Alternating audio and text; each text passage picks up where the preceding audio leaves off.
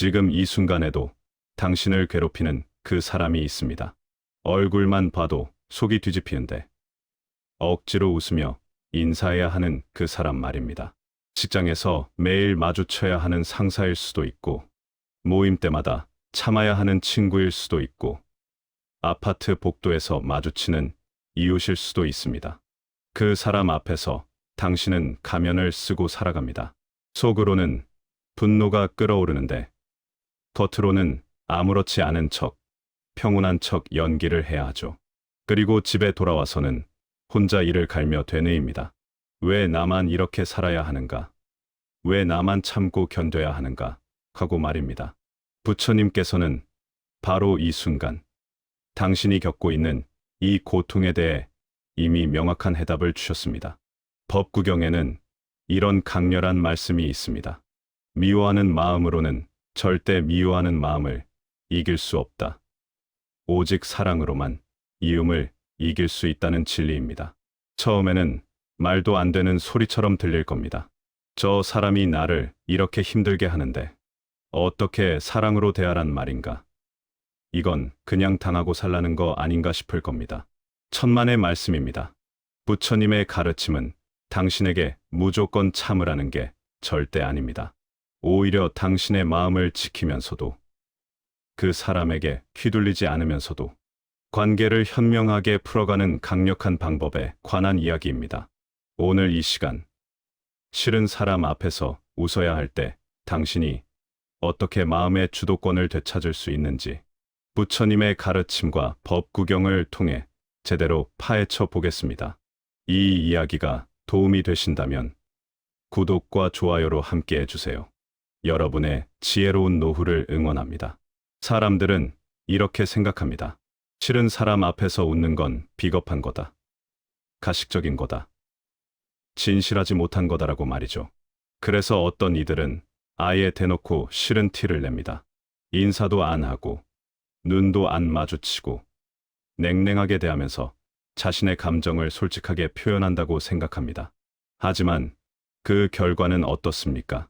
관계는 더 악화되고, 주변 사람들까지 불편해하고, 결국 자기 자신만 더 힘들어집니다. 직장에서는 업무에 지장이 생기고, 친구 모임에서는 분위기가 얼어붙고, 이게 과연 현명한 선택일까요?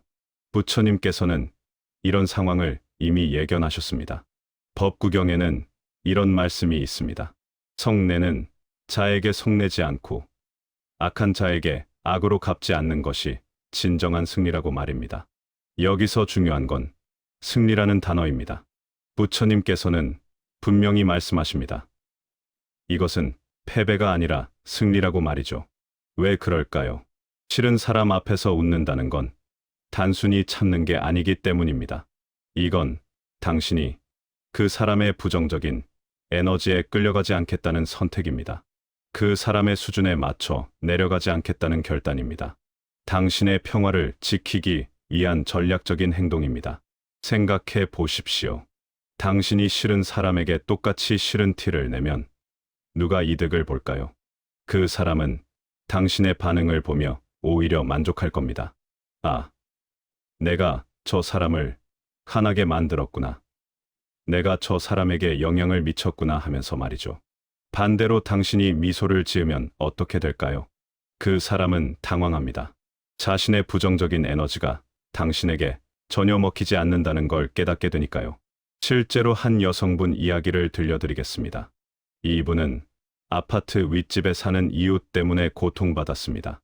윗집 사람은 새벽마다 소음을 내고 항의하면 오히려 큰 소리를 치고 복도에서 마주치면 째려보기 일쑤였습니다.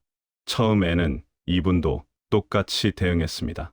항의하고 관리사무소에 신고하고 마주치면 인사도 안 하고 지나쳤죠. 하지만 상황은 나아지기는커녕 더 악화되었습니다. 윗집 사람은 더 심하게 소음을 냈고 이분의 혈압은 올라가고 밤마다 잠을 설치게 되었습니다. 그러다 우연히 법구경을 접하게 되었고 부처님의 가르침을 실천하기로 결심했습니다. 다음 날부터 이분은 윗집 사람을 마주칠 때마다 먼저 인사했습니다. 처음에는 윗집 사람이 당황해했습니다. 한 달쯤 지나자 놀라운 변화가 일어났습니다. 윗집 사람이 먼저 인사를 하기 시작한 겁니다. 그리고 새벽 소음이 확연히 줄어들었습니다. 이분이 말했습니다. 처음에는 정말 힘들었다. 억지로 웃는 게 너무 고통스러웠다. 하지만 지금 생각해 보니 내가 먼저 변하지 않았다면 이 지옥 같은 관계는 영원히 계속됐을 거라고 말입니다.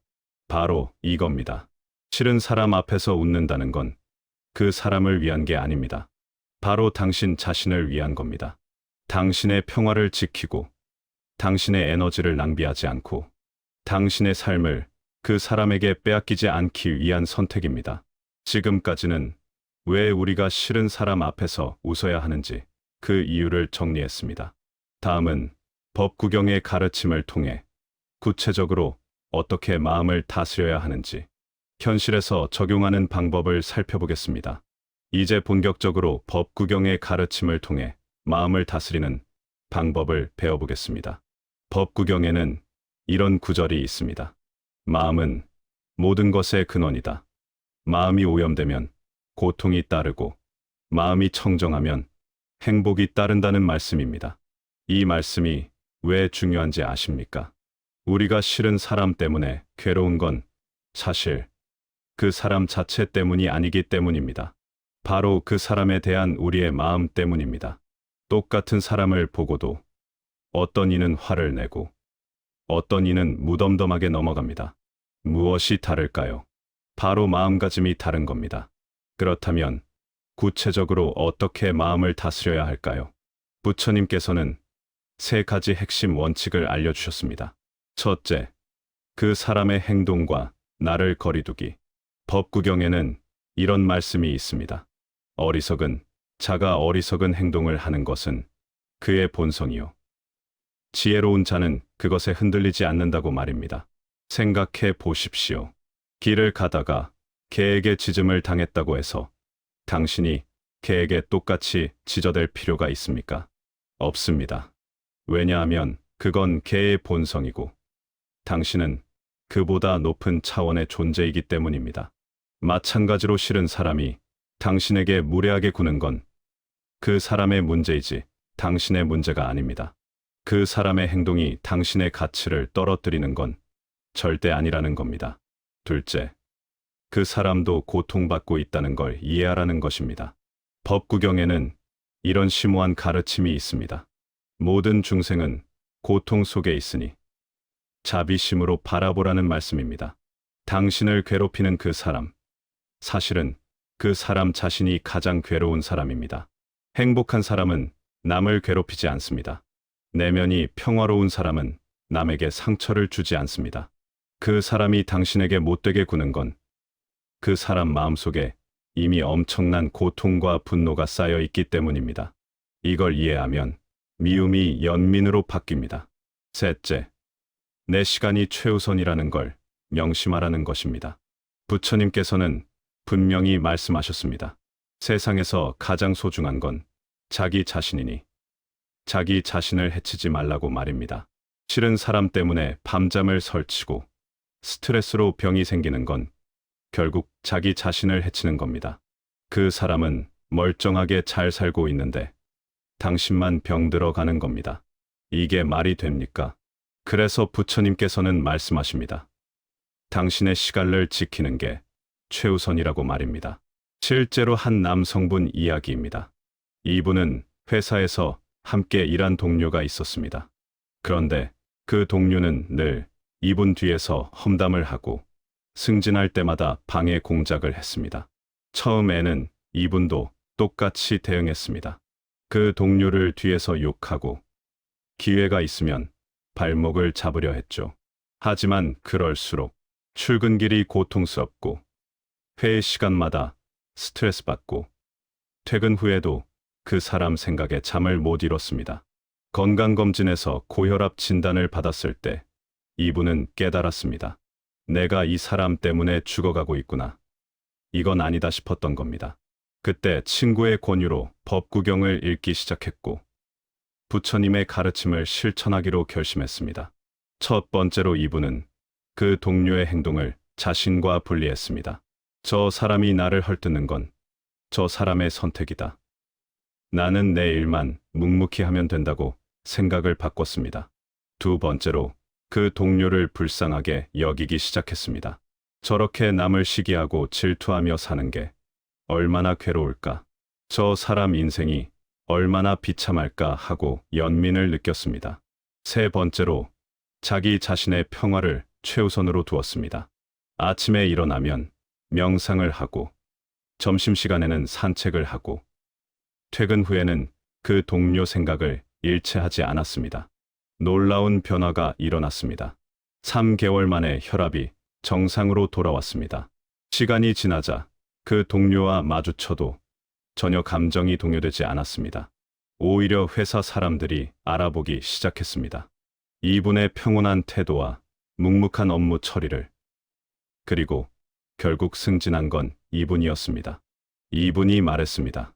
법구경을 알기 전에는 그 사람과 싸우느라 내 인생을 낭비했다. 하지만 부처님의 가르침을 실천하면서 내 인생의 주인이 다시 나로 돌아왔다고 말입니다. 이게 바로 법구경이 알려주는 마음 다스리는 법입니다. 상대의 행동과 나를 분리하고 상대를 연민으로 바라보고 내 평화를 최우선으로 두는 것입니다. 지금까지는 법구경의 가르침으로 마음을 다스리는 3가지 원칙을 정리했습니다. 다음은 실제로 싫은 사람 앞에서 어떻게 행동해야 하는지 구체적인 실천 방법을 현실에 적용하는 순서를 살펴보겠습니다. 마음을 다스리는 방법을 알았다면 이제는 실제 행동으로 옮겨야 합니다.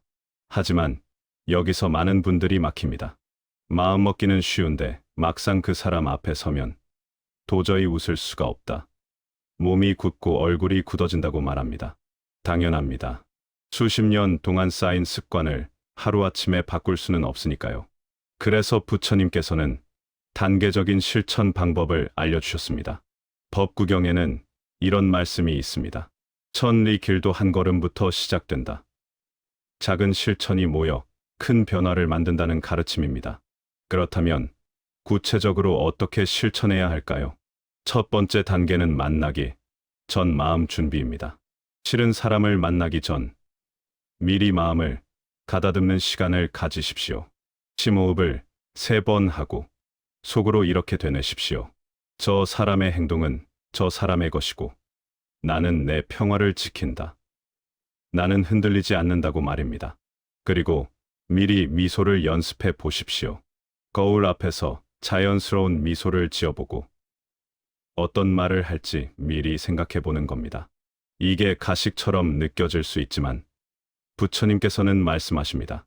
선한 행동을 반복하면 그것이 자연스러운 본성이 된다고 말입니다. 두 번째 단계는 만났을 때 최소한의 예의를 지키는 것입니다. 반갑게 인사할 필요는 없습니다. 그냥 고개를 끄덕이며 가볍게 인사하면 됩니다. 말을 길게 할 필요도 없습니다. 수고하세요 정도면 충분합니다. 중요한 건 당신이 먼저 무너지지 않는 겁니다. 상대가 뭐라고 하든 어떤 태도를 보이든 당신은 흔들림 없이 평온함을 유지하는 겁니다. 세 번째 단계는 대화 중에 감정을 분리하는 것입니다. 싫은 사람과 대화하다 보면 분명히 짜증나는 순간이 옵니다. 그때 속으로 이렇게 말하십시오. 지금 화가 나는 건 내 감정이고 나는 이 감정을 선택하지 않는다고 말입니다. 감정은 저절로 올라오지만 그 감정에 휘둘릴지 말지는 당신이 선택할 수 있습니다. 부처님께서는 이렇게 비유하셨습니다.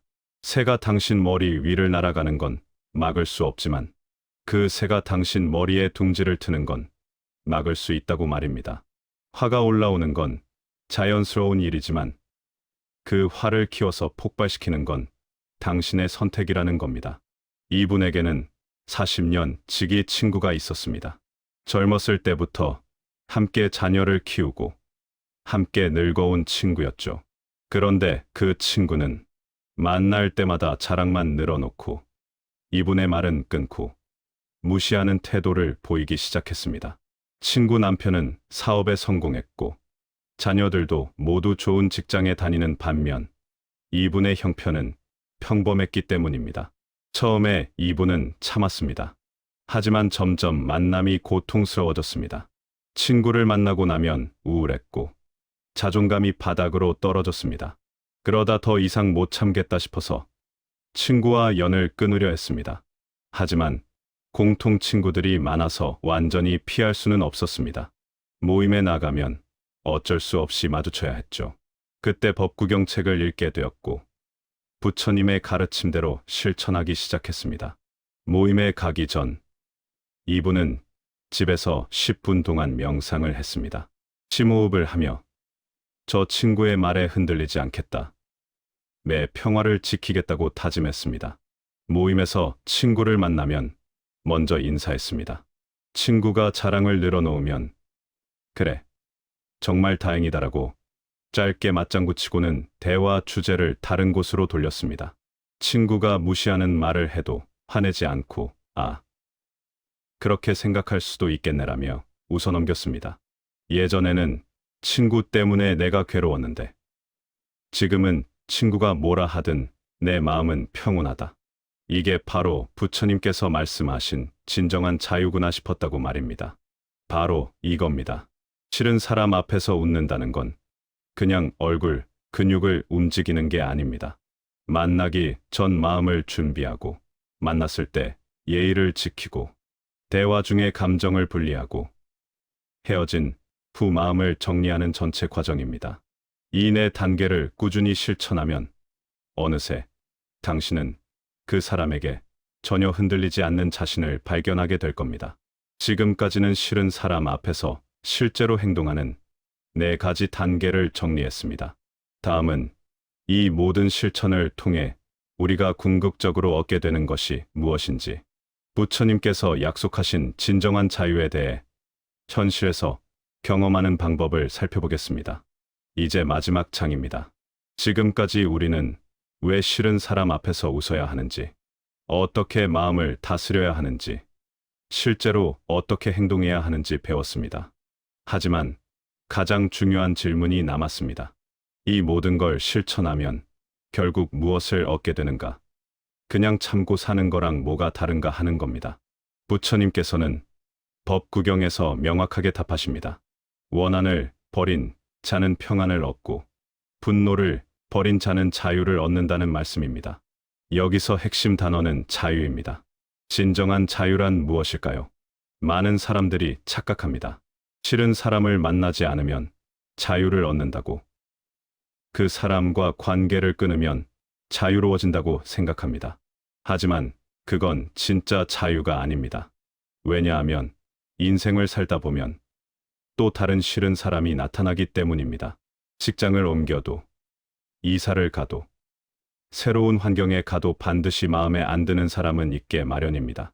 그때마다 도망치고 피한다면 당신은 평생 도망자로 살아야 합니다. 그게 자유일까요? 절대 아닙니다. 진정한 자유는 어떤 사람을 만나든 내 마음이 흔들리지 않는 것입니다. 누가 뭐라 하든, 누가 어떻게 대하든 내 평화를 지킬 수 있는 힘을 갖는 것입니다. 부처님께서는 이것을 마음의 해탈이라고 부르셨습니다. 외부 상황에 얽매이지 않고 내면의 평화를 스스로 지킬 수 있는 상태 말입니다. 그렇다면 이 자유를 어떻게 얻을 수 있을까요? 첫째, 모든 관계는 배움의 기회라는 걸 깨달아야 합니다. 싫은 사람은 사실 당신에게 가장 큰 스승입니다. 그 사람이 없었다면 당신은 인내를 배울 기회도, 자비를 배울 기회도, 평정심을 기를 기회도 없었을 겁니다. 부처님께서도 깨달음을 얻기 전 마라라는 악마를 만났습니다. 마라는 부처님을 온갖 방법으로 유혹하고 방해했죠. 하지만 부처님은 마라를 적으로 보지 않고 스승으로 보셨습니다. 마라 덕분에 자신의 마음을 더욱 단단하게 다질 수 있었다고 감사하셨습니다. 둘째, 용서는 상대를 위한 게 아니라 나를 위한 것임을 이해해야 합니다. 많은 사람들이 용서를 오해합니다. 용서한다는 건 상대의 잘못을 인정해 주는 거다, 상대에게 면죄부를 주는 거다라고 생각합니다. 전혀 아닙니다. 용서는 내 마음속에 쌓인 독을 빼내는 겁니다.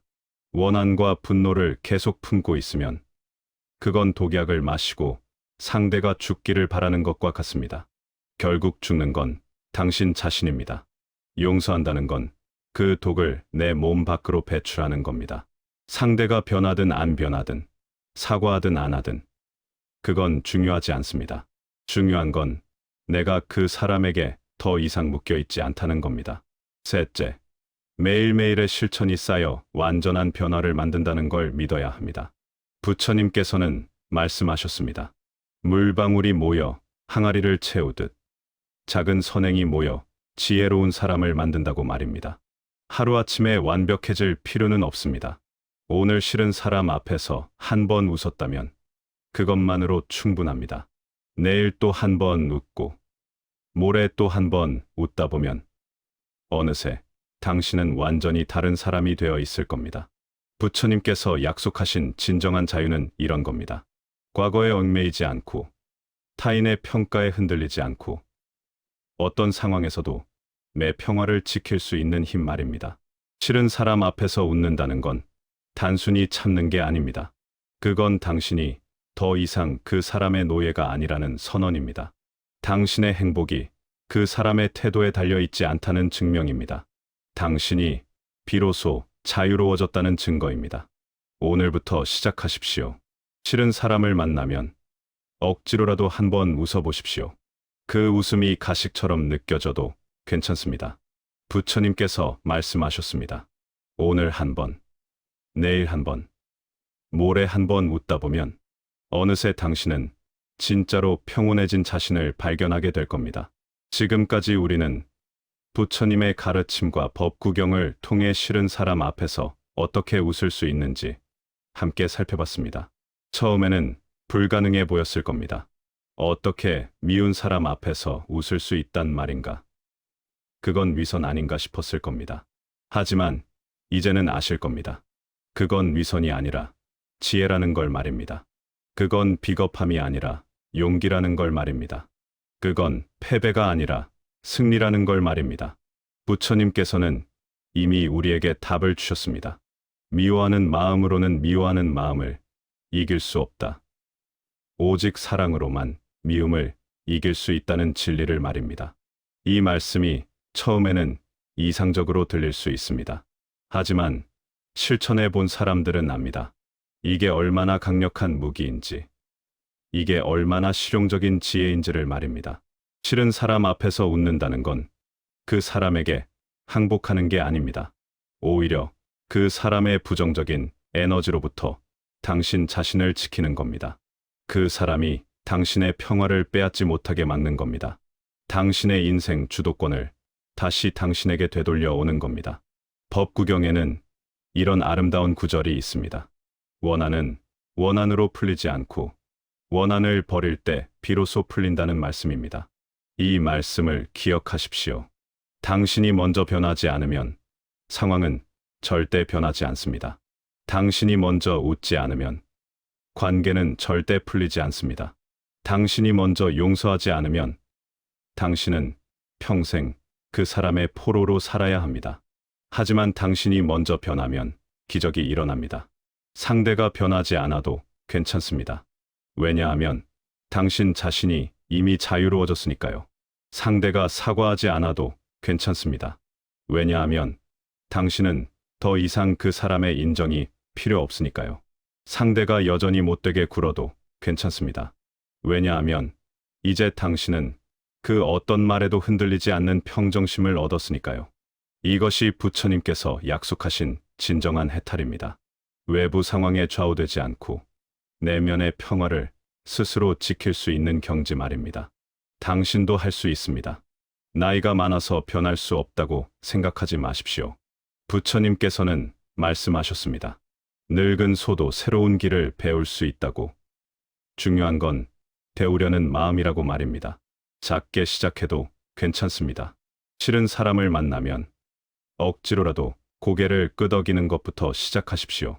한 걸음 나아가다 보면 어느새 당신은 달라진 자신을 발견하게 될 겁니다. 더 이상 그 사람 때문에 잠 못 이루는 밤이 없어질 겁니다. 더 이상 그 사람 생각에 혈압이 오르는 일이 없어질 겁니다.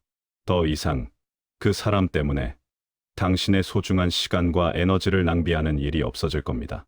그리고 비로소 깨달을 겁니다. 부처님의 가르침이 얼마나 실용적이고 강력한지. 법구경이 단순한 옛 경전이 아니라 지금 여기 우리 삶에 바로 적용할 수 있는 살아있는 지혜라는 걸 말입니다.